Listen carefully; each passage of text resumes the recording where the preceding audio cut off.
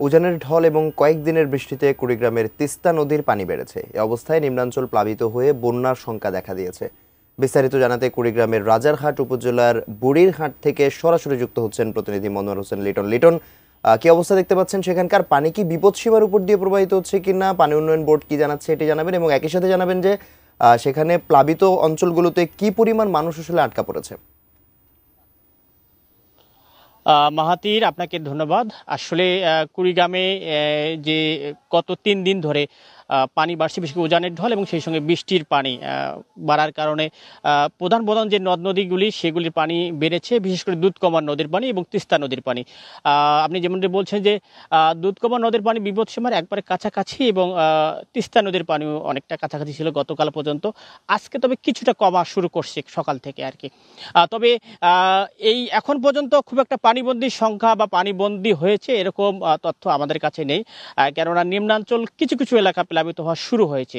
সেক্ষেত্রে খুব একটা পানিবন্দী হয়েছে এরকম তথ্য আমাদের কাছে নেই। তবে প্রশাসনিকভাবে যারা আছে তারা কিন্তু এই আশ্রয় কেন্দ্র যেগুলো আছে এবং সেই সঙ্গে কিছু শুকনা খাবার তারা কিন্তু প্রস্তুত রেখেছে। যদি পানিবন্দী হয় সেক্ষেত্রে সে সমস্ত মানুষের সেই সহায়তাটা পৌঁছাবে। তবে আবহাওয়া অধিদপ্তরের সঙ্গে কথা বলেছি, সেটি হচ্ছে তারা বলছে যে বৃষ্টি যেটা চলছিল গত 2 দিন ধরে সেটি আগামীকাল পর্যন্ত হয়তো চলবে এবং পরশু থেকে হয়তো বৃষ্টিপাতের পরিমাণ কমবে।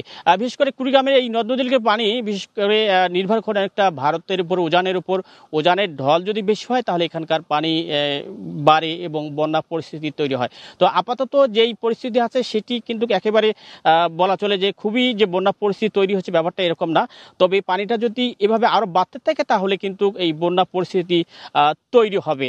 এবং সেক্ষেত্রে আসলে পানি উন্নয়ন বোর্ড তারা বলছে যে আসলে আপাতত যেভাবে আছে সেটি বন্যার সংখ্যা কম, তবে এভাবে পানি বাড়তে থাকলে তারা বলছে যে বন্যা পরিস্থিতি হয়তো হতে পারে। তো বন্যা পরিস্থিতি বিশেষ করে বলা চলে যে নিম্নাঞ্চলে কিছু আসলে ফসলের জমি আছে সেটি কিছুটা হয়তো প্লাবিত হয়েছে। তবে আগামীকাল নাগাদ যদি এরকম পানি বাড়তে থাকে তাহলে সেই সংখ্যাটা অনেক বেড়ে যাবে। মাহাতির, এই ছিল আমার হাতে কুড়িগ্রামে যে নদ নদীর পানি বৃদ্ধি পেয়েছিল, বন্যা পরিস্থিতি যে সংজ্ঞা করা হচ্ছে তার সর্বশেষ খবর। মাহাতির।